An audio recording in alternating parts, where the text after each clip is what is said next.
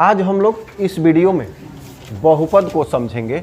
बहुपद में सबसे पहले एक घाती बहुपद, द्विघाती बहुपद और त्रिघाती बहुपद, ये समझेंगे बारी बारी से। जैसे यहाँ है पहले एक घाती बहुपद, तो इस बहुपद को रैखिक बहुपद भी कहा जाता है। कभी कभी प्रश्न में आता है कि एक घाती बहुपद को और किस नाम से जानते हैं, तो उत्तर होगा रैखिक बहुपद।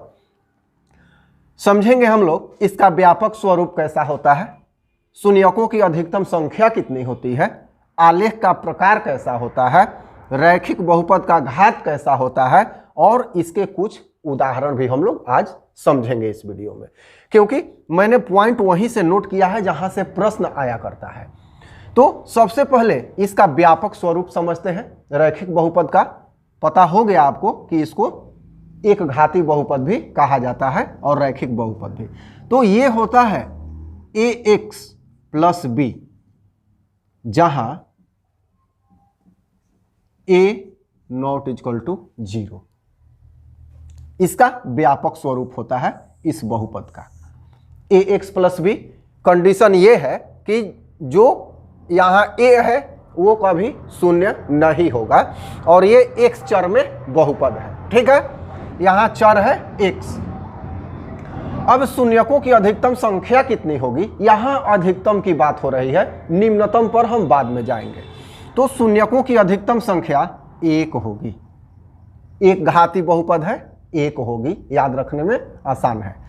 अब आलेख का प्रकार, तो आलेख का प्रकार सरल रेखा होती है। सरल, इसमें सीधी भी जोड़ सकते हैं, सरल सीधी रेखा। कई बार प्रश्न पूछता है कि रैखिक बहुपद का आलेख कैसा होता है, तो क्या कहेंगे, सीधी सरल रेखा होती है। अब रैखिक बहुपद का घात, तो रैखिक बहुपद का घात जैसा कि नाम से ही पता है, एक घात। इसका घात क्या होता है, चर का 1। जब भी बहुपद के घात की बात की जाए तो वहां पे उसके चर की ही बात होती है। ठीक है, तो बहुपद का चर जैसे यहां पर है x, और भी हम लोग उदाहरण लेंगे। जैसे यहां कुछ एग्जाम्पल हम लोग लेते हैं, इस आधार पे क्या हो जाएगा, 2x प्लस 5। a के जगह पर क्या है 2 और b के जगह पर क्या है 5।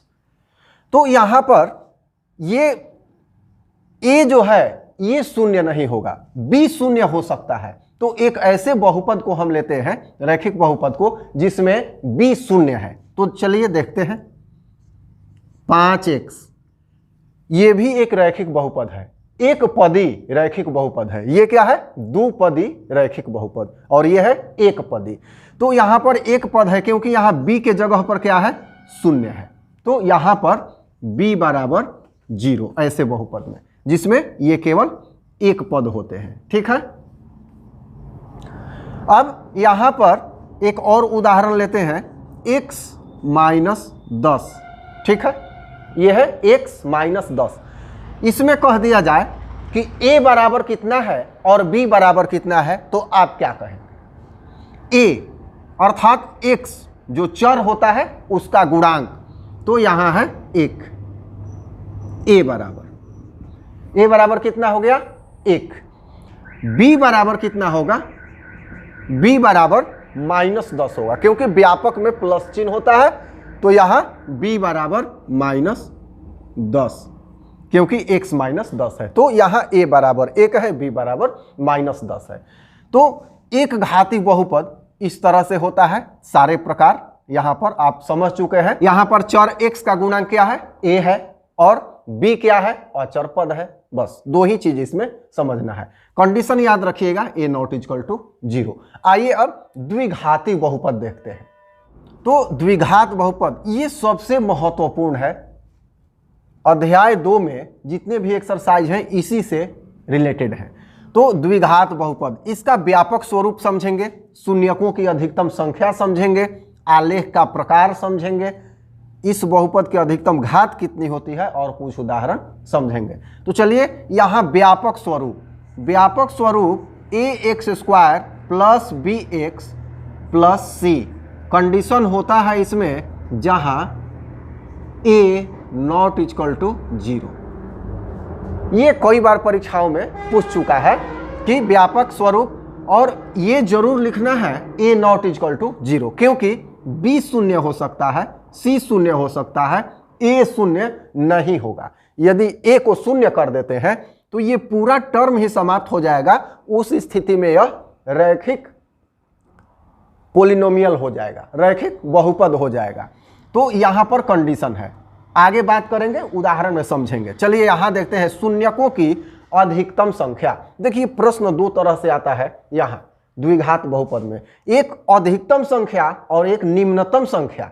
ठीक है, तो निम्नतम संख्या पूछे तो शून्य कहा जा सकता है, और अधिकतम संख्या पूछे तो 2 कहा जाएगा। ठीक है, शून्यकों की अधिकतम संख्या यहां है तो कितना होगा, 2 होगा। ठीक है, आलेख का प्रकार। अब आलेख का प्रकार परवलय टाइप होता है, परवलय, इसे पैराबोला भी कहते हैं अंग्रेजी में। परवलय कैसे होता है, किस टाइप का, तो ये यू टाइप का होता है, ऐसे इसको परवलय कहा जाता है। ठीक है, अब यहां बहुत ही महत्वपूर्ण बात जो एनसीईआरटी में दी गई है। देखिए मैं जितना भी यहां पर ये नोट्स टाइप रिवीजन आपको करवा रहा हूं, कंसेप्ट दे रहा हूं, ये सभी एनसीईआरटी से रिलेटेड है। तो एनसीईआरटी बुक में स्पष्ट दिया है कि जब, ध्यान रखिएगा, बहुत सारे विद्यार्थी यहां मिस्टेक करते हैं, जब a ग्रेटर देन 0, अर्थात इसमें a ग्रेटर देन 0 अर्थात पॉजिटिव हो a, तो ये जो आलेख है, परवलय है, ये ऊपर की ओर होगा, ध्यान दीजिएगा, ऊपर की ओर होगा। और जब a लेस देन 0 अर्थात यहां ऋणात्मक हो, उदाहरण में समझेंगे, तो यहां जो आलेख प्राप्त होगा, यू आकार का तो प्राप्त होगा, परवलय प्राप्त होगा, लेकिन ये नीचे की ओर ऐसे होगा। स्पष्ट है, ये एकदम कंठस्थ रखिएगा। अब इस बहुपद का अधिकतम घात, तो अधिकतम घात क्या होता है, 2 होता है। चर पे जो अधिकतम घात है वो 2 होता है। कुछ उदाहरण यहां समझते हैं। तो सबसे पहले एक स्टैंडर्ड उदाहरण इसके आधार पे, 2x square plus 5x plus 4। यहां बात करें बारी बारी से, जितने भी उदाहरण होंगे ए बी सी की बात करेंगे। तो यहां बात कर रहे हैं ए 2 है, बी 5 है, और सी क्या है, 4 है। ठीक है, एक अलग उदाहरण, 5x स्क्वायर माइनस 10। अब देखिए b 0 हो सकता है, इसमें b 0 हो गया तो ये टर्म गायब हो गया, तो 2 ही पद बचा। ये द्विघात है, द्विघात बहुपद है, किंतु 2 पद में है, द्विपदी है। तो यहां पर बात करें a की, बात करें b की, और बात करें c की, तो a बराबर क्या होगा, 5, b बराबर क्या होगा, तो b क्या होता है, x का कोफिशिएंट, x का गुणांक होता है b। तो यहां पर x तो दिखाई दे नहीं रहा है, x स्क्वायर के बाद सीधा अचर पद है, जिसे c से हम सूचित करते हैं अचर पद। तो यहां b नहीं है, अर्थात ये 0 है, यहां b 0 हो गया है। c कितना है, -10 है, क्योंकि ये प्लस होता है और यहां माइनस दिखाई दे रहा है, तो कितना है, -10 है। चलिए एक और उदाहरण लेते हैं। एक उदाहरण है -3x स्क्वायर प्लस 5x, इतना। इसमें हम देख रहे हैं कि c अचर पद गायब है, अर्थात c क्या है, इसमें c है 0। b की बात करेंगे, a की बात करेंगे। a कितना है, तो a है -3। ठीक है, -3 है, क्योंकि x स्क्वायर का गुणांक a होता है और a के जगह पर क्या है, -3 है। b क्या है, तो इसमें b है, x का गुणांक b होता है, देख लीजिए यहाँ x का गुणांक b, और b कितना है, तो b है इसमें 5। तो इस तरह से द्विघात जो बहुपद है, ये कुछ पॉइंट है जो बार बार परीक्षाओं में पूछे जाते हैं और बिना इसको समझे आप एक्सरसाइज का एक भी प्रश्न नहीं बना सकते हैं। तो मुझे आशा है कि द्विघात बहुपद के बारे में आपको कुछ समझ आया होगा। अगले वीडियो में जो क्लास की रिकॉर्डिंग है, हमारे कोचिंग क्लास की रिकॉर्डिंग, जिसमें हम इसी व्हाइट बोर्ड पर पढ़ाते हैं और लगभग 50 से 60 लड़के पढ़ते हैं 10th क्लास में, तो उसमें जो अब एक्सरसाइज वाइज होगा आपको उसमें उपलब्ध कराया जाएगा। अच्छा लगे तो आप उस वीडियो को जरूर देखिएगा। देखेंगे कि शून्यकों का योगफल और शून्यकों का गुणनफल, क्योंकि द्विघात में द्विघात जो बहुपद है शून्यकों की अधिकतम संख्या कितनी है? 2 है। तो अगर मान लेते हैं कि शून्यक है अल्फा और एक शून्यक है बीटा, ये 2 शून्यक है, तो शून्यकों का योगफल अर्थात अल्फा प्लस बीटा ये हो जाएगा -b/a। यहाँ देखिए ये है x का गुणांक और a है x² का गुणांक, तो यहाँ होगा -x का गुणांक बटा x² का गुणांक अर्थात -b/a। और शून्यकों का गुणनफल, शून्यकों का गुणनफल अर्थात अल्फा इंटू बीटा, ये क्या हो जाएगा? ये होता है c/a।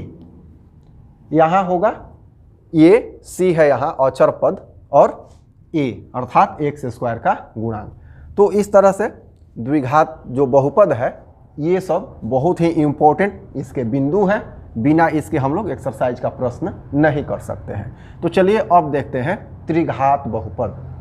तो त्रिघाती बहुपद का सबसे पहले व्यापक स्वरूप, देखिए इससे क्वेश्चन बहुत ही कम आता है 10th क्लास में, ठीक है। केवल स्वरूप और 1-2 उदाहरण जानना है और ये जानना है कि अधिकतम संख्या शून्यकों की कितनी होगी और इसका अधिकतम घात कितना होगा। बाकी इस पे 10th क्लास में ज़्यादा प्रश्न नहीं है। तो व्यापक स्वरूप ax³ plus bx² plus cx plus d, ये हो गया। अब इसमें भी कंडीशन है जहां a ≠ 0। देखिए a को यदि 0 कर देते हैं तो ये टर्म समाप्त हो जाएगा, तो ये द्विघात बहुपद हो जाएगा, ठीक है। तो यहाँ पर ये कंडीशन है कि यहाँ a 0 नहीं होगा, बाकी b c d 0 हो सकते हैं, ठीक है। अब शून्यकों की अधिकतम संख्या, तो त्रिघात में शून्यकों की अधिकतम संख्या 3 होगी। याद रखने का तरीका है कि जितने घात होते हैं शून्यकों की अधिकतम संख्या उतनी होती है। यदि प्रश्न पूछ दे कि किसी चर का n घात है और उसके शून्यकों की अधिकतम संख्या क्या होगी, तो हम कहेंगे n, क्योंकि एक घाती में 1, द्विघाती में 2, त्रिघाती में 3, द्विघाती अर्थात 4 घाती में 4, तो इस तरह से ये बढ़ता जाता है। अब आलेख प्रकार, अब है आलेख का प्रकार। तो आलेख का प्रकार, तो त्रिघाती बहुपद में आलेख का प्रकार रैखिक अथवा द्विघाती से अलग होता है। वो यू आकार से अलग और रैखिक भी नहीं होता है, टेढ़ा मेढ़ा पाया जाता है। अब इस बहुपद की अधिकतम घात, तो चर का जो अधिकतम घात है वो क्या होगा? 3 होगा। इसके कुछ उदाहरण यहाँ हम लोग समझ लेते हैं। तो 2x³ प्लस 5x² जोड़ 3x प्लस 10, ये हो गया। जहाँ a बराबर क्या है? 2 है, b बराबर क्या है? 5 है, c बराबर क्या है? 3 है और d बराबर क्या है? 10 है। तो इस तरह से व्यापक स्वरूप पे ये हो गया 4 पद में। अब यहाँ ऐसा भी लिखा जा सकता है कि 3x³ माइनस 4x² माइनस 10, ये कौन सा होगा? तो अधिकतम घात देखेंगे चर का, अधिकतम घात कितना है? 3 है, तो ये 3 घात में है। पद से मतलब नहीं है, पद क्या है? 3 पद, अर्थात ये त्रिघाती और त्रिपदी है। 3 पद है तो त्रिपदी हो गया। यहाँ ऐसा भी हो सकता है कि 5x³ केवल यही रहे, एक ही पद रहे, तो ये भी त्रिघात बहुपद है, क्योंकि चर है x और मैक्सिमम पावर क्या है? 3 है। तो इस तरह से त्रिघात बहुपद के बारे में भी हम लोग समझ गए, जिसके आधार पर प्रश्न हम लोगों को बोर्ड परीक्षाओं में पूछा जाता है। तो अब इसके बाद हम लोग अपने कोचिंग क्लास में जो एक्सरसाइज का प्रश्न है उसको करेंगे, ये अगली वीडियो में आप देखेंगे। धन्यवाद।